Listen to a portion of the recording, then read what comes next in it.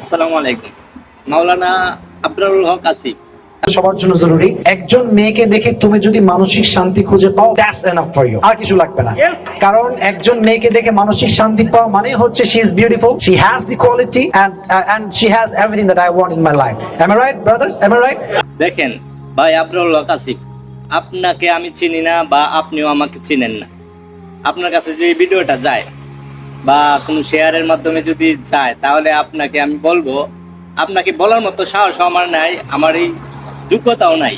আমি আপনার চুল পরিমাণ সমতুল্য না। তারপরও বলতে চাই, দেখেন এই যুগে কোনো মেয়ে ছেলে মেয়েদেরকে এভাবে প্রেম শেখানো, মানে তাদেরকে শেখানো লাগে না, তারা এমনিই জানে। তাকে নিয়ে বলার 2 লাইন বলার আমার বিন্দু পরিমাণ ইচ্ছা নেই, তবুও 2 লাইন বলতেছি।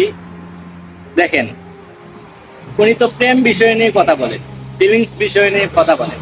আচ্ছা, আপনার কাছে আমার প্রশ্ন, এই যুগে এমন কোন ছেলে মেয়ে আছে যে তাদেরকে ফিলিংস বিষয়ে জানে না, তাদেরকে শেখাতে হবে? আমার এটা মাথায় ধরে না।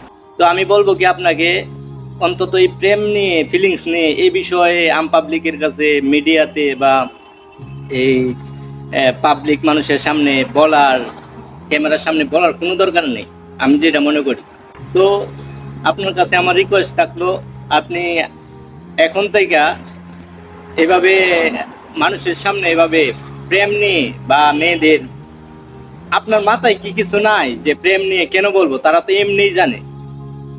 আর আপনি যে বিয়ের কথা বলেন, তাদেরকে যাকে ফিলিংস হবে তাকে বিয়ে করে ফেলবা, আপনি তো বিয়ে করতেছেন না, আপনি তো মেয়েদের সামনে ফেমাস হতে যাচ্ছেন। তো আবারও বলছি, আপনার কাছে রিকোয়েস্ট আমার, আপনি অন্তত এই বিষয় নিয়ে আর কোনো কথা বলবেন না। কুরআন হাদিস থেকে অনেক কিছু শেখার আছে, অনেক কিছু জানার আছে, তাদেরকে ওগুলা শুধান। যেহেতু আপনার অনেক ভক্ত আছে, মানে ইয়াং ছেলে মেয়েরা আছে আপনার ভক্ত, আপনি তাদেরকে এইগুলো শেখান, অনেক ভালো হবে, অনেক ভালো হবে। আমাদের বাংলাদেশে অনেক, ইসলামের জন্য অনেক উপকারিতা হবে। সো সবাই ভিডিওটা শেয়ার করে আবরারুল হক আসিফ ভাই পর্যন্ত পৌঁছে দেবে। সবাইকে ধন্যবাদ।